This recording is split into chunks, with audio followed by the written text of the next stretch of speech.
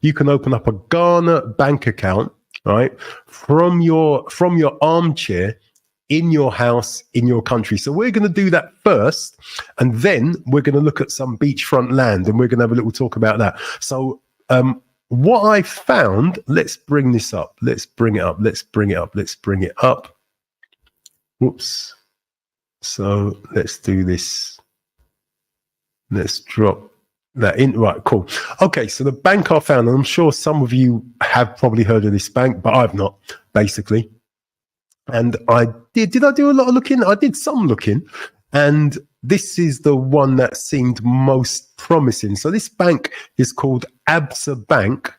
Okay, this bank's called Absa Bank, and it used to be part of the Barclays Group, right? So it used to be part of the Barclays Group.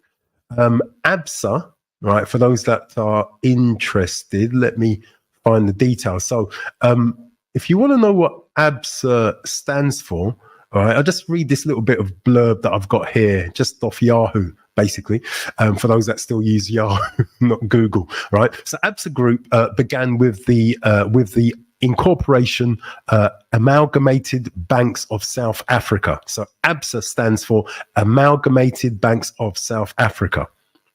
In 1986, from a merger of the United Building Society Holdings South Africa, Allied Bank South Africa, Volkskas Bank Group, and certain interests of the Sage Group. What you know, so I suppose they're just all banks, right? So that's really how it started. And somewhere along the line, Barclays Bank got involved. I think about 100 years ago, something like that.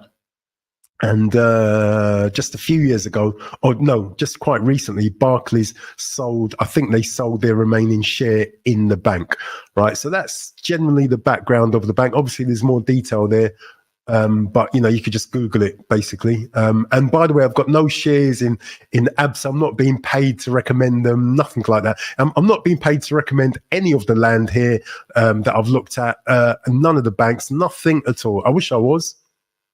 What this is purely about is offering men other options.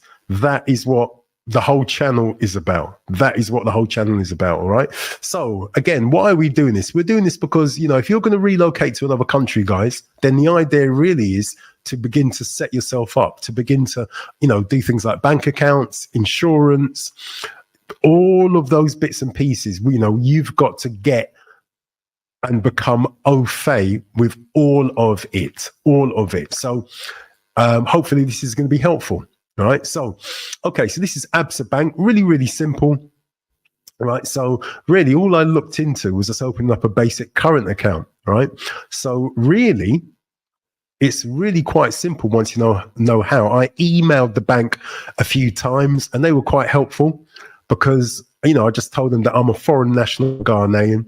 I live in the UK. Can I still open up a bank account? In fact, can I open up a current account from the UK? And they said, no problem.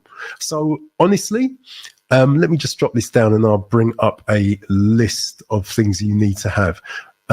So my kind of thinking is now that it is, you know, if it's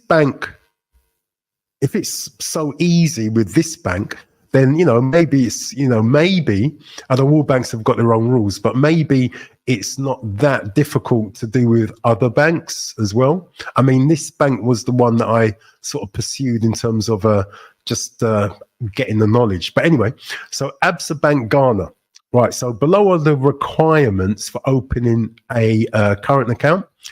First of all, you've got to complete the online application. So that's all that is. So where it says completed account opening online pack, all that is just where I just showed you on their website. You've just got to basically just fill it out on their website and that's it. So that's number one, right? You do not need a Ghana card. At first, I thought you needed a Ghana card and I just thought, well, can't do it. But you don't need that. All you need is your passport. That's what you need. And then what you got to do with your passport, you got to take it to your bank, right? It doesn't have to be your bank. It could be anyone in your country that does notarization. In Ghana, they call it notarization. In the UK, we just call it confirmation of ID. right? In the UK, generally speaking, your GP can do it or solicitor can do it. But, you know, some banks do it for free. A solicitor will probably charge for it. I don't see why you need to pay for something like this. But anyway, you know, my bank doesn't charge anything. And, you know, more than likely your bank isn't going to charge anything either, right? So I think, you know, first point of contact would be your bank, and just get them just to photocopy the, you know, the passport, and they've got to write and stamp it just to say that you are in fact you. So they are confirming your ID. All right.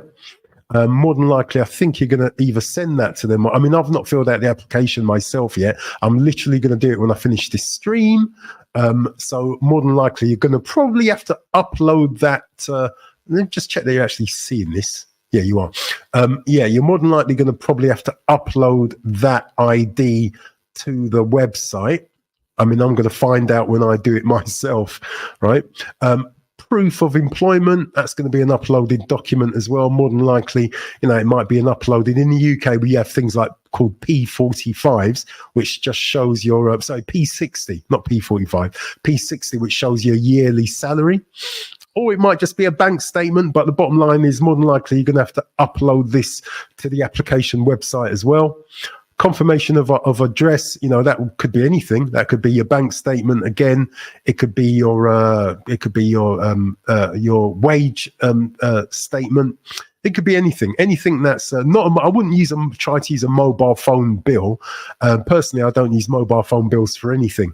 Utility bills like gas, electricity, water, something like that.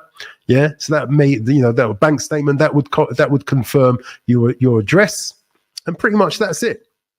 So, and I spoke to the person at the bank. God, was it today or yesterday? Or was it this morning? I can't remember now. But, you know, it was quite a straightforward conversation, and they just confirmed exactly what I've just said to you. Now, I'm going to put all this in the description of the video, so you don't need to worry. This is the website. That website, that web address takes you right through to the page that I started out with.